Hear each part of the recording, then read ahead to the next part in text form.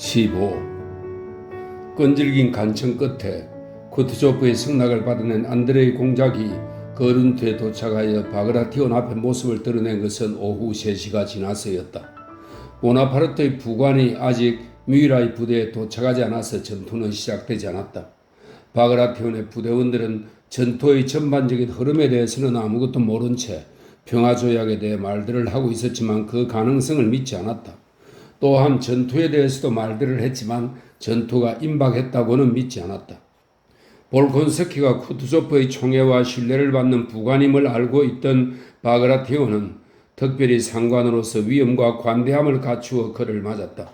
그는 볼콘스키에게 아마 오늘이나 내일쯤 전투가 있을 것이라고 설명하면서 전투 중에 자기 옆에 있던 후위 부대에서 또한 매우 중요했던 후퇴의 질서를 감독하던 뜻대로 하라며 전적인 자유를 허락했다. 아마 오늘은 전투가 없을 거요. 바그라티온은 안드레이 공작을 안심시키려는 듯이 말했다. 만일 이 인간이 조그만 십자 훈장이라도 받으려고 파견되는 흔해 빠진 참모부 멋쟁이라면 후위 부대에 있어도 포상을 받겠지. 하지만 나와 함께 있기를 원한다면 그러라고 내버려 두자. 용맹한 장교라면 쓸모가 있겠지. 바그라티온은 생각했다. 안드레이 공작은 아무 대답도 하지 않고 임무를 받았을 때 어디로 가야 할지 알기 위해 진지를 둘러보고 부대의 배치를 알고 싶다며 허락을 구했다. 사치스럽게 차려입고 집게 손가락에 다이아몬드 반지를 낀 잘하지도 못하면서 걸핏하면 프랑스로 말하던 부대의 잘생긴 당직 장교가 안드레이 공작을 안내하겠다고 나섰다. 어디를 가든 축축한 슬픈 얼굴로 무언가를 찾는 듯한 장교들과 마을에서 문과 긴 의자와 울타리를 들고 오는 병사들이 보였다. 보세요 공작, 저런 인간들에게서 벗어날 수 없을 겁니다. 참모장교가 그들을 가리키며 말했다. 지휘관들이 기강을 망치고 있어요. 자, 여기를 보십시오. 그가 종군 매점인 천막을 가리켰다. 사람들이 모여 앉아 있지요. 오늘 아침에 전부 쫓아내는데 다시 꽉 찬 것 좀 보십시오. 공작, 말을 몰고 가서 저들을 쫓아버려야 합니다. 잠깐이면 됩니다. 함께 들릅시다. 나도 저기에서 치즈와 흰 빵을 사야겠습니다. 그동안 무언가를 먹을 틈이 없었던 안드레이 공작이 말했다. 공작, 왜 말하지 않았습니까? 내가 대접했을 텐데요. 그들은 말에서 내려 천막으로 들어갔다. 장교 몇 사람이 지칠 대로 지친 벌건 얼굴로 탁자 앞에 앉아 먹고 마시고 있었다. 아니 제군들, 도대체 이게 뭐요? 참모 장교는 이미 여러 차례 똑같은 말을 되풀이한 사람처럼 나무라는 투로 말했다. 이렇게 자리를 비우면 안 되지. 공작께서 아무도 이곳에 있어서는 안 된다고 지시하셨는데, 아, 당신이군요, 이등대위. 참모장교는 작은 키에 지저분하고 야윈 포병장교를 향해 말했다. 그는 부츠도 없이 그는 그것을 매점 상인에게 말려달라고 맡겼다. 부츠도 없이 긴 양말만 신은 차림으로 자연스럽지 않은 웃음을 지으며 들어온 사람들 앞에 일었다. 아니 투신대위, 당신은 부끄럽지도 않습니까? 참모장교가 계속 말을 이었다. 당신은 포병으로서 모범을 보여야 할 사람이 부처도 없군요. 경보가 울리면 부처 없이 아주 꼴 좋겠습니다. 참모장교는 씩 웃었다. 제군들 제자리로 돌아가시오. 다. 그는 상관다운 말투로 덧붙였다. 안드레이 공작은 이등대위 투신을 쳐다보고 자기도 모르게 빙긋 웃었다. 투신도 말없이 빙그레 웃음을 지으며 맨발로 제자리 걸음을 하면서 총명하고 선한 커다란 눈동자로 무언가 묻고 싶은 듯 안드레이 공작과 참모 장교를 번갈아 보았다. 병사들이 그럽니다. 신발을 벗으면 더 편하다고요? 투신은 거북한 체질을 바꾸고 싶은 듯 쭈뼛쭈뼛 웃으며 농담조로 말했다. 그러나 제 말을 끝내기도 전에 그는 자신의 농담이 먹히지 않았다는 것을 알고 당황했다. 가시지요. 참모장교는 진지함을 유지하려고 애쓰며 말했다. 안드레이 공작은 포병의 자그마한 모습을 한 번 더 쳐다보았다. 그에게는 전혀 군인답지 않고 다소 우스꽝스러운 그러면서도 꽤 매력적인 독특한 무언가가 있었다. 참모장교와 안드레이 공작은 말에 올라 계속 나아갔다. 걷고 있는 병사들과 장교들을 앞지르기도 하고 마주치기도 하면서 마을 밖으로 나간 그들은 왼편으로 새로 파낸 깨끗한 진흙으로 축조 중인 붉은 요새들을 보았다. 바람이 찬데도 루바시카만 걸친 여러 대대의 병사들이 흰 개미처럼 요새들을 위해서 우글거렸다. 흙벽 뒤에서는 보이지 않는 누군가가 삽으로 붉은 흙을 파서 계속 던지고 있었다. 그들은 말을 모르고 요새로 다가가 둘러보고 더 앞으로 나아갔다. 요새 뒤에서 두 사람은 요새로부터 끊기지 않고 바퀴며 연이어 달려내려오는 수십 명의 병사들과 맞닥뜨렸다. 두 사람은 그 불결한 공기로부터 벗어나기 위해 코를 막고 전속력으로 말을 몰았다. 저런 게 야영의 즐거움이지요, 공작. 참모장교가 말했다. 그들은 맞은편 산으로 향했다. 그 산에서는 프랑스군이 눈에 들어왔다. 안드레이 공작은 말을 세우고 주위를 둘러보기 시작했다. 바로 여기에 우리 포병 중대가 있습니다.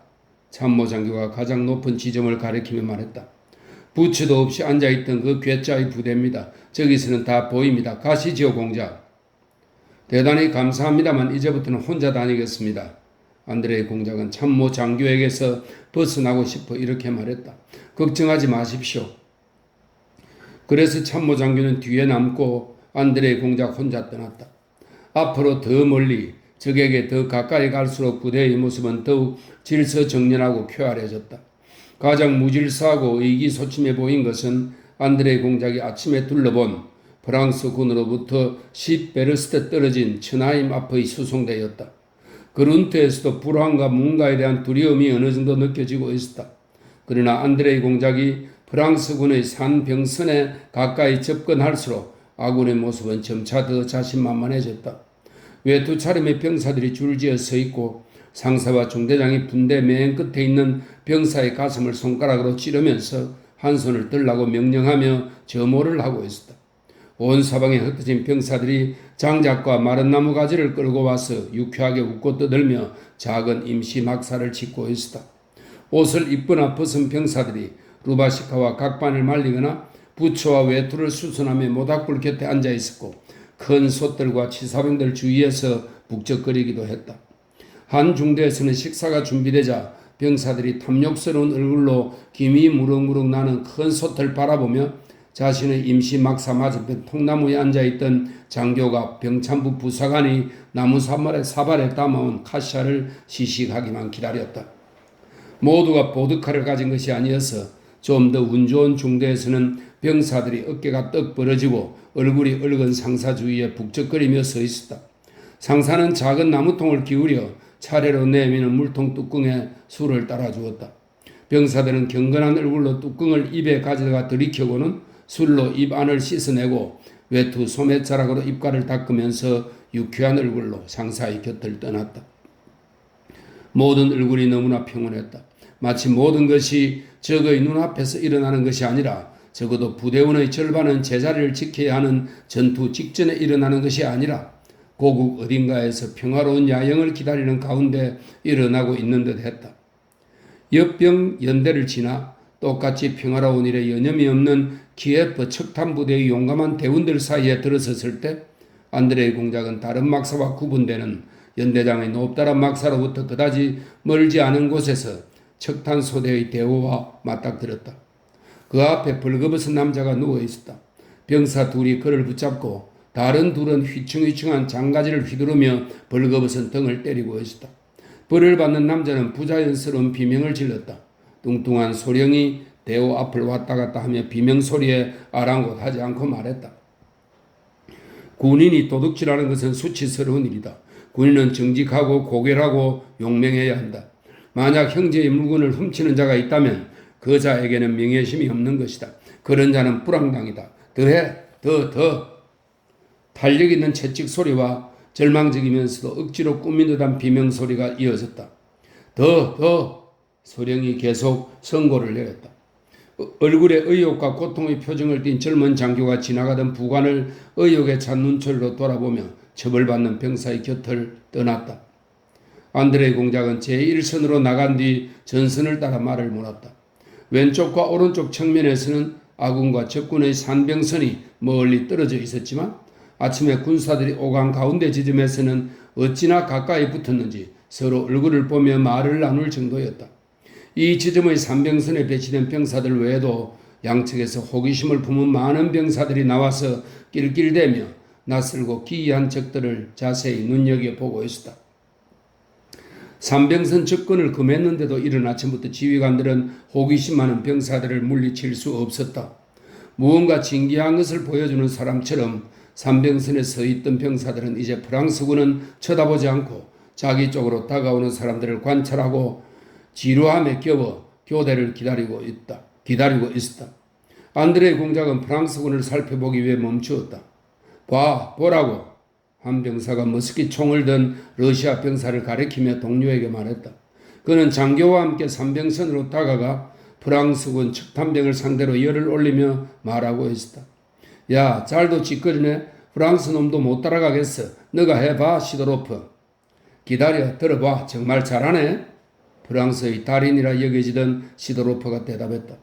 웃고 있던 병사들이 가리킨 병사는 돌로프였다. 안드레이 공작은 그를 알아보고 그의 이야기에 귀를 기울였다. 돌로프는 자신의 연대가 배치된 왼쪽 측면에서 자기 중대장과 함께 이 삼병선으로 온 것이었다. 자, 더. 중대장은 몸을 앞으로 구부린 채 자신이 알아듣지 못하는 말을 한마디도 놓치지 않으려고 애쓰며 계속 부추겼다. 더 빨리요. 뭐라는 거요? 돌로프는 중대장에게 대답하지 않았다. 그는 프랑스군 척탄병과 열띤 논쟁에 빠져 있었다. 그들은 당연하게도 전쟁에 대해 말하고 있었다. 프랑스 병사는 오스트리아 군과 러시아군을 혼동하여 울름에서 항복하고 달아난 것이 러시아군이라 주장했고, 돌로프는 러시아군은 항복한 적이 없을 뿐더러 오히려 프랑스군을 무찔렀다고 주장했다. 이곳에서도 니놈들을 쫓아내라는 명령을 받았으니 쫓아내고 말 테다. 돌로프가 말했다. 니놈들의 카자크들 전부와 함께 붙잡히지 않게 애쓰기나 하시지. 프랑스군 척탄병이 말했다.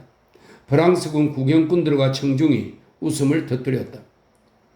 수보로프 시절에 니놈들이 춤을 추었던 것처럼 춤추게 해주지. 돌로프가 말했다. 저놈이 뭐라고 노래하는 거야? 한 프랑스인이 말했다. 옛날 이야기야. 다른 프랑스인이 옛 전쟁에 대한 이야기일 것이라고 추측했다. 황제께서 너희들의 수바라에게도 다른 녀석들에게처럼 본때를 보여주실 것이다. 보나파르트는 돌로프가 말문을 열었지만 프랑스인이 가로막았다. 보나파르트가 아니야. 황제시다. 이 빌어먹을 놈아.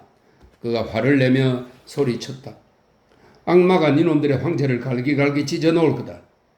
그러더니 돌로프는 러시아어로 병사들처럼 거칠게 욕설을 퍼붓고는 라이플 총을 둘러매고 자리를 떴다. 갑시다. 이반 루키치. 그가 중대장에게 말했다. 바로 저런 게 프랑스 말을 한다는 거다. 삼병선에 있던 병사들이 입을 열었다. 자, 너가 해봐, 시도로프. 시도로프는 한쪽 눈을 찡긋하더니 프랑스군을 향해 뜬모를 말들을 중얼중얼 짓거리기 시작했다. 카리, 말라, 타파, 사피, 무트레, 가스카. 그는 자기 목소리에 풍부한 억양을 더하려고 애쓰며 마구 짓거렸다. 호호호, 하하하, 우후. 무의식 중에 삼병선을 넘어 프랑스인들에게까지 옮아간 건강하고 유쾌한 너털 웃음이 병사들 사이에 왁자하게 울려 퍼졌다. 그렇게 웃은 후에는 라이플 총에서 탄환을 빼고 탄약 상자를 터뜨리고 다들 서둘러 집으로 흩어져 돌아가야 할 것 같았다. 그러나 라이플 총은 여전히 장전된 채였고 집들과 요새에 만들어진 총알은 여전히 준엄하게 전방을 응시했으며 포차에서 분리된 대포들도 전과 다름없이 서로를 겨누고 있었다. 16. 안드레이 공작은 전선의 오른쪽 측면에서 왼쪽 측면까지 전부 돌아본 후 참모장교의 말대로 하면 전장 전체가 보이는 포병중대로 올라갔다. 그곳에 이르자 그는 말에서 내려 포차에서 분리한 대포 내문 가운데 가장 끝에 있는 대포 옆에 섰다. 대포들 앞에는 보초가 왔다 갔다 하고 있었다. 그는 장교 앞에서 재빨리 차렷 자세를 취했다가 장교의 신호에 따라 다시 일정한 속도로 무료하게 걷기 시작했다. 대포 뒤에 포차가 있었고 또 그 뒤에는 말을 매는 말뚝과 포병들의 모닥불이 있었다. 왼쪽으로 맨 끝의 대포에서 멀지 않은 곳에는 새로 엮어 만든 작은 임시 막사가 있었다. 그곳에서 장교들의 활기찬 목소리가 들려왔다. 실제로 포병 중대에서는 러시아 군대의 배치가 거의 다 보이고 적군의 배치도 상당히 많이 보였다. 포병 중대 바로 맞은편 언덕의 지평선에는 쉔그라베 마을이 보였다. 마을 왼쪽과 오른쪽의 모닥불 연기에 쌓인 세 지점에서 프랑스 대군을 식별할 수 있었다. 그들 가운데 상당수는 마을 안과 산 너머에 있을 것이 분명했다. 마을 왼쪽으로 연기 속에 포병중대 비슷한 무언가가 있는 듯 했지만 육안으로는 잘 보이지 않았다. 아군의 오른쪽 측면은 프랑스군 진지 위로 우뚝 솟은 꽤 가파른 고지에 자리 잡고 있었다. 그 고지를 따라 아군의 보병이 포진해 있었고 맨 끝에는 용기병들이 보였다. 안드레이 공작이 서서 진영을 살피고 있던 투신의 포병중대가 자리 잡은 중심부에는 아주 완만하게 경사진 쭉 곧은 내리막과 오르막이 아군 진지와 쉔 구라벤의 경계를 이루던 실개울로 이어져 있었다. 왼쪽의 아군 부대는 장작을 패는 모병들의 모닥불에서 연기가 피어오르던 숲에 접해 있었다. 프랑스군의 전선이 아군보다 넓어서 분명 프랑스군은 양쪽에서 아군을 쉽사리 포위할 수 있을 것이었다. 아군의 진지 뒤에는 흠준하고 깊은 골짜기였다. 그 골짜기를 따라 포병대와 기병대가 퇴각하기는 힘들었다. 안드레이 공작은 대포의 팔꿈치를 꿰고 수첩을 꺼내 자신을 위한 부대의 배치도를 그렸다. 그는 바그라티온에게 보고할 작정으로 두 군데의 연필로 표시를 했다. 그는 첫째로 포병대를 전부 중앙에 집중시키고 둘째로 기병대를 뒤쪽 골짜기 맞은편으로 이동시킬 것을 고려해 보았다. 안드레이 공작은 늘 총사령관 곁에 있으면서 대군의 움직임과 군 전반에 걸친 명령을 주시해 왔고 전투의 역사적 기술에 계속 몰두해 왔다. 그래서 그는 이 임박한 전투에서 자기도 모르게 전반적인 모습 속에서만 군사행동의 향후 진행을 그려보고 있었다. 머릿속에는 그저 다음과 같은 대강의 위험만 떠올랐다. 만약 저기 오른쪽 측면을 공격한다면 그는 속으로 중얼거렸다. 키예프 척탄병 부대와 포돌스크 옆병 부대가 중앙의 예비 부대가 올 때까지 진지를 사수해야 한다. 그럴 경우 용기병은 측면을 공격해 적을 격파할 수 있을 것이다. 중앙부가 공격받을 경우에는 이 고지에 중심 포병 중대를 배치하고 그들의 의무 아래 왼쪽 측면을 집결시켜 사다리꼴 대형으로 골짜기까지 후퇴하는 것이다. 그는 홀로 이런저런 판단을 내리고 있었다. 포병 중대의 대표 옆에 있는 내내 그는 평소에도 종종 그러듯이 막사에서 떠드는 장교들의 목소리를 계속 들으면서도 그들이 하는 말을 단 한마디도 알아듣지 못했다. 그러다 문득 막사에서 들려온 목소리들의 진심어린 말투가 너무도 인상 깊어서 자신도 모르는 사이에 귀를 기울이기 시작했다. 아니지 친구. 안드레이 공작에게 왠지 친숙하게 느껴지는 기분 좋은 목소리가 말했다. 난 말이야. 죽음 이후에 무엇이 있는지 알 수만 있다면 우리 가운데 누구도 죽음을 두려워하지 않을 거라고 말하는 거야. 그렇지 친구? 좀 더 젊은 다른 목소리가 그의 말을 가로챘다. 무서워하든 무서워하지 않든 마찬가지야. 피할 수 없으니까. 하지만 여전히 무서워하잖아요. 당신들은 박식한 사람들이군요. 또 다른 늠름한 목소리가 두 사람의 말을 가로막으며 말했다. 바로 그겁니다. 당신들 포병들이 그렇게도 박식한 것은 늘 보드카와 자쿠스카를 싣고 다니기 때문이에요. 그러고는 포병 장교인 듯한 그 늠름한 목소리의 주인이 웃음을 터뜨렸다. 늘 두려워하지. 귀에 익은 처음의 목소리가 말을 계속했다. 미지. 바로 그걸 두려워하는 거야. 영원히 천국에 간다고 아무리 말해봤자 사실 우리도 알잖아. 천국은 없고 오직 대기뿐이란 걸 말이야. 또다시 눈무한 목소리가 포병의 말을 가로막았다. 자, 이제 당신의 약초수를 좀 내놓지 그래요, 투신. 그 목소리가 말했다. 아, 종군 매점에서 부처 없이 서있던 바로 그 대위군. 안드레이 공작은 철학을 논하는 듣기 좋은 목소리를 알아보고 마음이 흐뭇했다. 약초수는 주지요. 투신이 말했다. 하여튼 내세를 이해한다는 것은 그는 미처 말을 끝내지 못했다. 그때 윙하는 소리가 공중에서 들렸다. 가까이, 더 가까이, 더 빠르게, 더 크게, 더 크게, 더 빠르게. 포탄은 마치 꼭 해야 했던 말을 미처 다하지 못했다는 듯 무자비한 힘으로 흙먼지를 일으키며 막사에서 멀지 않은 땅바닥에 쿵 떨어졌다. 대지가 무시무시한 타격에 신음하는 듯 했다. 순간 막사에서 몸집이 작은 투신이 파이프를 옆으로 문 채 맨 먼저 튀어나왔다. 선하고 지적인 얼굴이 다소 창백했다. 그 뒤를 늠름한 목소리의 주인인 용감한 보병 장교가 나와서 단추를 채우며 자기 중대로 달려갔다. 17. 안드레이 공작은 말을 탄 채 포병 중대에 남아 포탄을 날려보낸 대포의 연기를 바라보았다. 그의 시선은 더 넓은 공간을 따라 내달렸다. 그가 본 것이라곤 이제 그 꼼짝하지 않던 프랑스 대군이 꿈틀거리기 시작했고 왼쪽에 있던 것이 실제로 포병 중대였다는 것뿐이었다. 그곳의 연기는 아직 흩어지지 않았다. 북안으로 보이는 프랑스 기병 둘이 산을 질주했다. 산병선을 보강하기 위해서인지 뚜렷하게 보이는 적군의 소규모 종대가 산 아래로 움직이고 있었다. 첫 발포로 생긴 연기가 흩어지기 전에 또 다른 연기가 보이고 포성이 울렸다. 마침내 전투가 시작되었다. 안드레이 공작은 말을 돌려 바그라티온 공작을 찾기 위해 거룬트로 되돌아 달려갔다. 그의 등 뒤에서 포격 소리가 점점 더 잦아지고 심해졌다. 아군의 응전이 시작된 듯 했다. 아래쪽 군사들이 오간 곳에서 라이플 총소리가 들리기 시작했다. 르마로아가 보나파르트의 준엄한 편지를 지니고 지금 막 뮤이라에게 달려왔다. 무한해진 뮤이라는 자신의 실수를 만회하려고 즉각 부대를 중앙과 양측면으로 움직였다. 그는 저녁이 되기 전에 그리고 황제가 당도하기 전에 자기 앞에 있는 보잘것없는 부대를 짓밟고 싶었다. 시작이다. 드디어 왔군. 안드레이 공작은 피가 심장으로 더 자주 흘러드는 것을 느꼈다. 그런데 도대체 어디에 있지? 나의 툴롱은 과연 어떤 식으로 나타날까? 그는 생각했다. 15분 전만 해도 카샤를 먹고 보드카를 마시던 그 중대들 사이로 말을 달리며 그는 여기저기에서 대오를 정비하고 라이플 총을 분해하는 병사들의 한결같이 신속한 움직임을 보았다. 그리고 자기 마음속에 차오르는 활기를 모든 얼굴에서 감지했다. 시작이다. 드디어 왔군. 두렵고 유쾌하다. 병사들과 장교들 한 사람 한 사람의 얼굴이 그렇게 말하고 있었다. 구축 중이던 요새에 닿기도 전에 그는 흐린 가을날의 저녁빛 속에서 말을 타고 자기 쪽으로 다가오는 사람들을 보았다.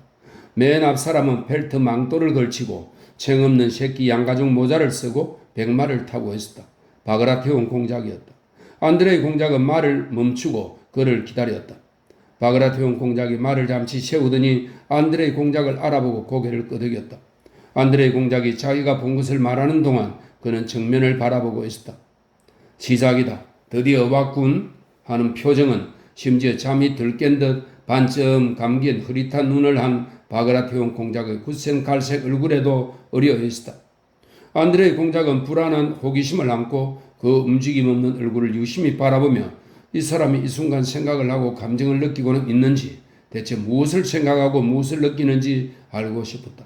저 움직이지 않는 얼굴 뒤에 무언가가 있기는 한 것일까? 안드레이 공작은 그를 바라보며 스스로에게 묻고 있었다.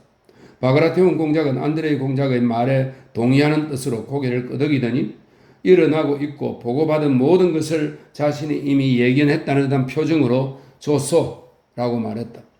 안드레이 공작은 말을 급하게 몬 탓에 숨을 헐떡이며 빠르게 말했다. 바그라티온 공작은 서둘러 바짝 갈 곳이 없음을 넌지시 일깨우듯 특유의 동방풍 억양으로 유난히 느릿느릿 말을 내뱉었다.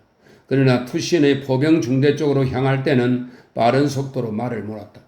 안드레이 공작은 수행원들과 함께 그의 뒤를 따랐다.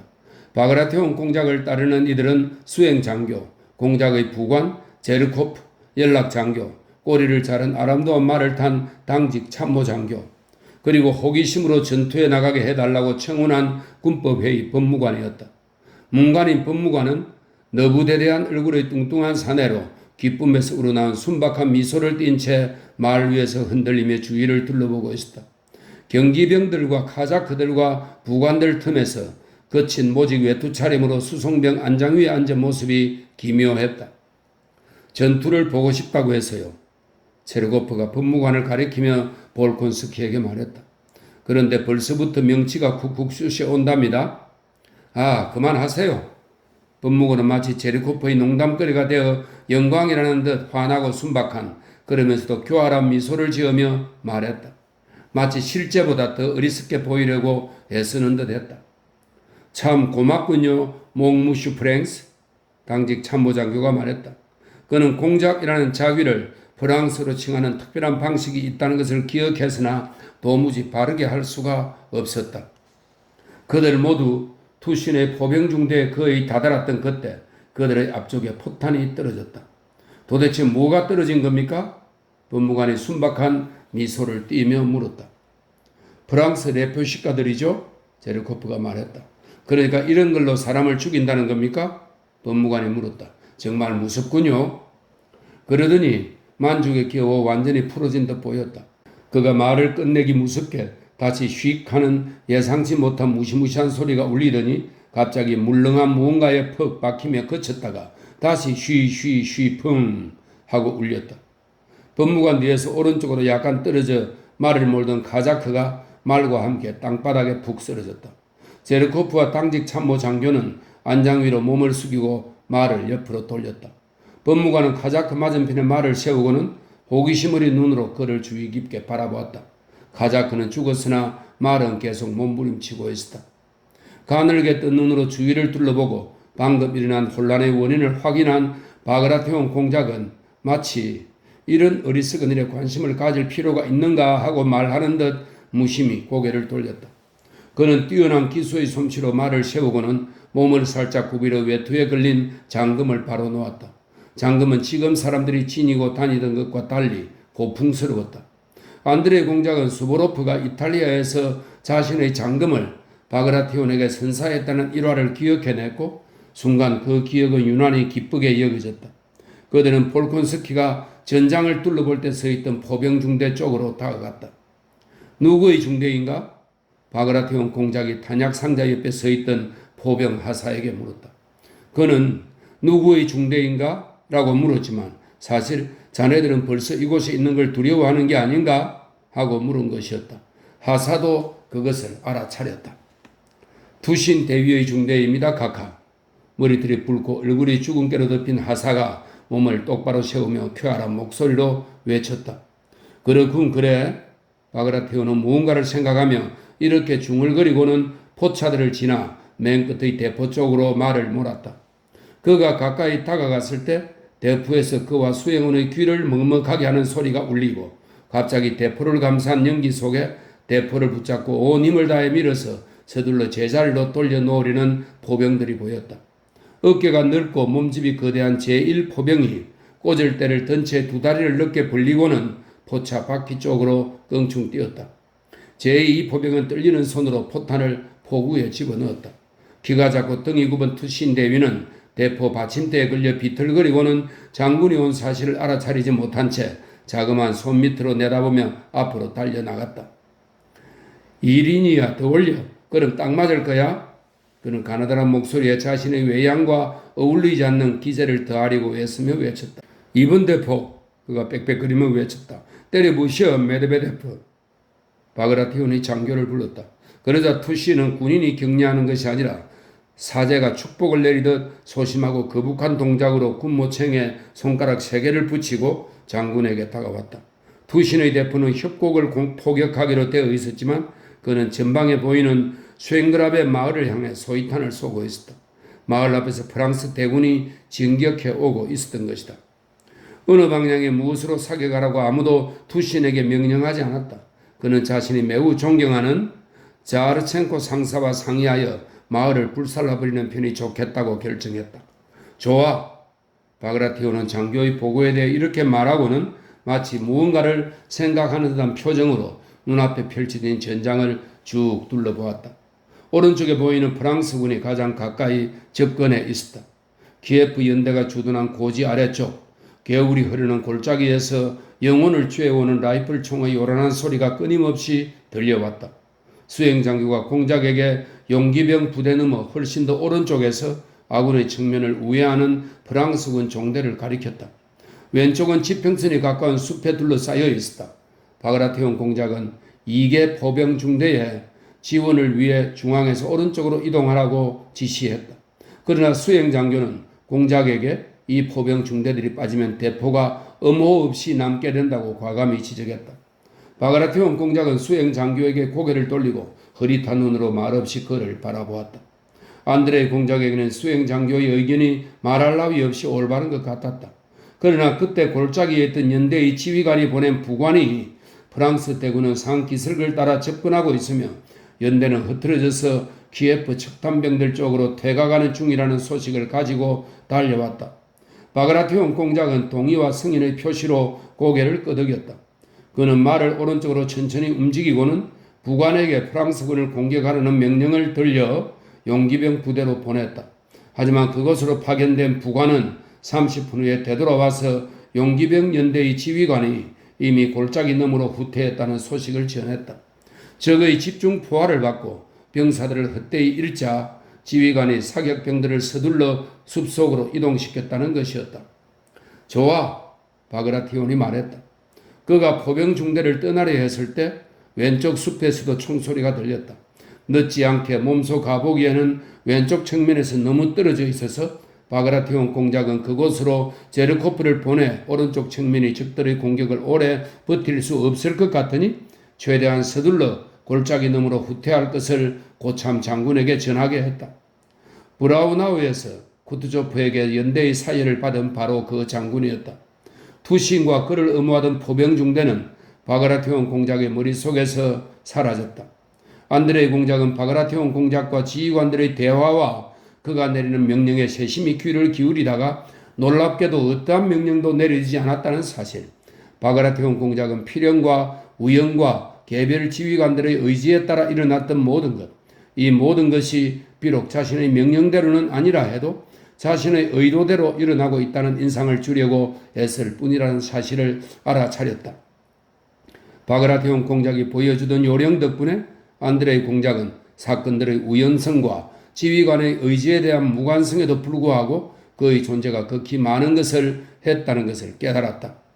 바그라티온 공작에게 낙담한 얼굴로 다가오던 지휘관들은 점차 침착해졌고 병사들과 장교들은 그를 즐겁게 맞이하고 그가 있는 동안 더욱 활기를 띠었다.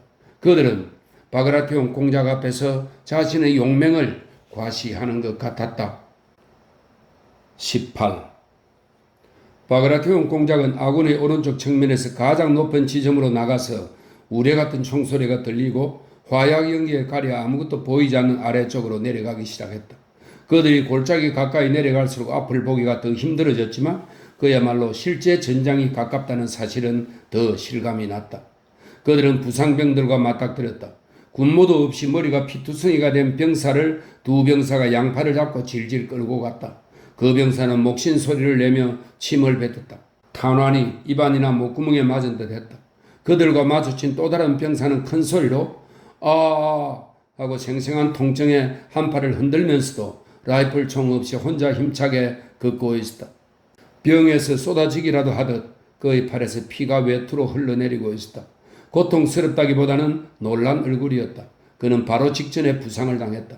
일행은 길을 건너 가파른 비탈을 내려가기 시작했고 비탈에서 바닥에 드러누운 병사들을 보았다. 그들은 한 무리의 병사들과 마주쳤는데 그 중에는 부상을 입지 않은 이들도 있었다. 병사들은 힘겹게 숨을 몰아쉬며 산을 오르고 있었고 장군을 보고서도 큰 소리로 떠들며 팔을 흔들어댔다. 앞쪽의 연기 속에서 회색 외투의 대열들이 보이고 있었다. 장교가 바그라티온을 보더니 돌아오라고 고함을 치며 물이 지어 걸어가고 있던 병사들을 뒤쫓아 달려갔다. 바그라티온은 대열로 다가갔다. 대열 여기저기에서 총소리가 말소리와 호령소리를 삼키며 빠르게 탁탁댔다. 대기는 온통 화약 연기로 자욱했다. 병사들의 얼굴은 전부 화약에 거슬려 있었고 활기가 넘쳤다. 어떤 이들은 꽂을대를 꽂고 또 어떤 이들은 격발기판에 화약을 치고 배낭에서 장약을 꺼내고 또 어떤 이들은 발사를 했다. 하지만 그들이 누구에게 쏘는지는 바람에도 흩어지지 않는 화약 연기 때문에 보이지 않았다. 웅웅거리고 슉슉거리는 경쾌한 소리가 자주 들려왔다. 이게 도대체 뭐지? 안드레이 공작은 병사들의 무리로 말을 몰아 다가가며 생각했다. 사람들이 이렇게 떼거지로 있는데 이건 산병선일 리 없다. 사람들이 움직이지 않고 있으니 공격일 리 없다. 방진일 리도 없다. 그런 식으로 서 있질 않잖아. 쇠약해 보이는 야윈 노인인 연대장이 미소를 지으며 바그라티온 공작에게 다가와 귀빈을 영접하는 집주인처럼 그를 맞이했다. 노안을 절반 이상 덮은 눈꺼풀이 온화한 인상을 더하고 있었다. 그는 프랑스 기병이 자신의 연대를 공격했다고, 연대가 공격을 물리치긴 했지만 병력을 절반 이상 잃었다고 바그라티온 공작에게 보고했다. 연대장은 자기 연대에서 일어난 일을 묘사할 만한 군사 용어가 무엇일까 잠시 생각한 후 공격을 격퇴했다고 말했다. 그러나 사실 그 스스로가 자신의 부대에 그 30분 동안 무슨 일이 일어났는지 몰라서 공격을 격퇴한 것인지 아니면 자신의 연대가 적의 공격에 격퇴를 당한 것인지 확실히 말할 수 없었다. 전투가 시작되었을 때 그가 알았던 것이라곤 연대 곳곳에 포탄과 유탄이 날아와 사람들을 죽이기 시작했다는 것. 그 다음에 누군가가 기병대다라고 소리쳐서 아군도 사격을 시작했다는 것 뿐이었다. 그래야 그들은 이미 자취를 감춘 기병대를 향해서가 아니라 골짜기에 나타나 아군에게 총을 쏘아대던 프랑스 보병을 향해 사격을 하고 있었다. 바그라티온 공작은 이 모든 것이 완전히 그가 예상한 대로였다는 표시로 고개를 끄덕였다. 그는 부관에게 얼굴을 돌리고 그들이 방금 지나치온 역병 제6년대의 2개 대대를 산에서 데려오라고 명령했다. 그 순간 안드레이 공작은 바그라티온 공작의 얼굴에 일어난 변화에 놀랐다. 그의 얼굴은 무더운 날 물에 뛰어들기 위해 마지막 질주를 하는 사람에게서 나타나는 긴장되고 행복한 결단을 드러냈다. 잠이 부족한 듯 흐릿한 눈동자도 깊은 생각에 잠긴 척하던 표정도 없었다. 비록 움직임에는 이전의 느릿함과 정연함이 남아있었지만 둥글고 단호한 매 같은 눈동자는 기쁨에 겨워 그러면서 다소 멸시하듯 그 무엇에도 머물지 않는 듯하며 전방을 바라보았다. 연대장이 바그라티온 공작을 향해 이곳은 너무 위험하니 뒤로 물러날 것을 간청했다. 각하 제발 부탁드립니다. 그는 맞장구를 쳐주기를 바라는 마음으로 수행장교를 힐끔 바라보며 말했지만 수행장교는 그를 외면했다. 자 보십시오. 그는 그들 주위에서 끊임없이 날카로운 비명을 지르고 노래를 부르고 휘파람을 불어대는 탄환의 주의를 돌리게 했다. 그는 목수가 도끼를 지은 지주에게 우리에겐 익숙한 일이지만 나리의 손에는 물집이 잡힐 겁니다 하고 말할 때처럼 간청과 비난의 어조로 말했다. 그는 이 탄환들이 자신은 죽일 수 없다는 듯이 말했고 그의 반쯤 감긴 눈은 그의 말에 한층 더 설득력 있는 표정을 더했다. 참모 장교가 연대장의 설득을 거들었다. 그러나 바그라티온 공작은 그들에게 대답하지 않고 사격을 중지하고 다가오는 2개 대대에 자리를 내줄 수 있도록 정렬하라고 명령했다. 그가 말하는 동안 바람이 일어 마치 보이지 않는 손처럼 골짜기를 덮고 있던 연기의 휘장을 오른쪽에서 왼쪽으로 걷어냈다. 그러자 프랑스군이 진군하고 있는 맞은편 산이 그들 앞에 드러났다. 모든 눈길이 자신들을 향해 움직이며 계단 모양의 비탈을 휘감고 있던 프랑스군 종대에 쏠렸다. 이미 병사들의 털이 덥수룩한 군모가 보였다. 장교들과 졸병들을 구분할 수 있을 정도였다. 그들의 군기가 깃대에서 풀러기는 것도 보였다. 멋지게 행진하는군. 바그라티온의 수행원들 가운데 누군가가 말했다. 종대의 선두는 이미 골짜기로 내려와 있었다. 이쪽 비탈에서 충돌이 일어날 것이 분명했다. 전투에 참가하고 있던 아군 연대의 나머지가 서둘러 정렬하여 오른쪽으로 후퇴했다. 그 뒤에서 나고병들을 몰아내며 역병 제6연대의 2개 대대가 질서 정연하게 다가왔다. 그들은 아직 바그라티온에게 다다르지 않았지만 대군 전체가 발맞춰 걷는 묵직하고 육중한 발소리가 들렸다. 왼쪽 측면에서 바그라티온과 가장 가까이 걷던 사람은 중대장이었다. 아둔하고도 행복한 표정을 난 둥근 얼굴의 늘씬한 남자로 막사에서 뛰어나왔던 바로 그 사람이었다. 그는 이 순간 지휘관 옆을 멋지게 지나가야 한다는 것 말고는 아무 생각도 하지 않는 듯 했다. 그는 전선에 있다는 의기양양한 기분에 젖어 조금도 힘들어하지 않고 몸을 쭉 펴며 힘줄이 튀어나온 억센 다리로 흘러가듯 가볍게 걸었다. 이 가벼움이 그의 걸음에 맞춰 걷는 병사들의 무거운 걸음과 구별짓고 있었다. 그는 칼집에서 뺀 가느다라하고 좁다란 장검을 다리 옆에 차고 지휘관과 뒤쪽을 번갈아 보면서도 보조를 놓치지 않고 강인한 몸통 전체를 유연하게 돌리곤 했다. 지휘관 옆을 가장 멋진 모습으로 지나가는 데만 온통 정신이 쏠려 있는 듯 했다. 그리고 그는 자신이 이 일을 잘 해내고 있다고 느끼며 행복한 듯 했다. 왼발, 왼발, 왼발. 그는 한 걸음 한 걸음 내디딜 때마다 속으로 계속 중얼거리는 것 같았다. 배낭과 라이플총을 짊어진 병사들의 벽이 다양한 모습의 근엄한 얼굴과 함께 이 박자에 맞춰 움직이고 있었다. 수백 명의 병사들이 저마다 걸음을 내디디며 마음속으로 왼발, 왼발, 왼발 하고 중얼거리는 것 같았다.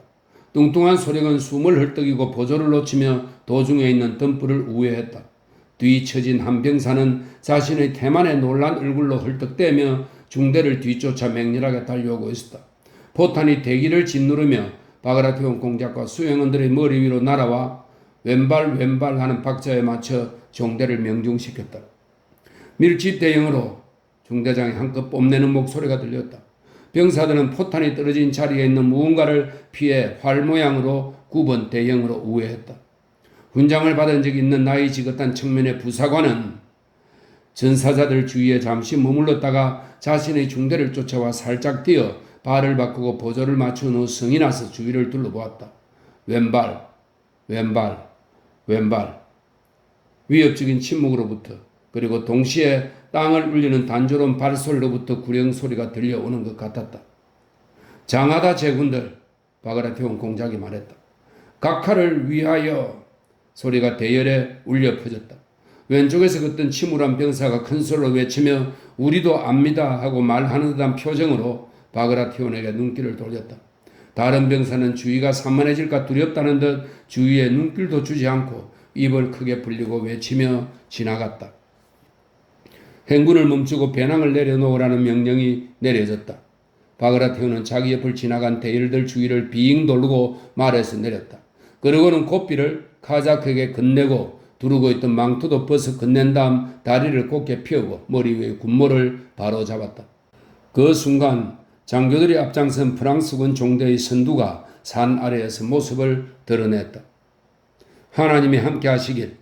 바그라티온은 똑똑히 들리는 결연한 목소리로 말하고는 눈 깜짝할 사이에 정면으로 돌아서서 가볍게 두 팔을 흔들며 마치 일을 하는 듯 기병 특유의 불편해 보이는 걸음으로 울퉁불퉁한 들판을 따라 앞으로 나아가기 시작했다. 안드레이 공작은 저항할 수 없는 어떤 힘이 자신을 앞으로 이끄는 것을 느끼며 커다란 행복을 맛보고 있었다.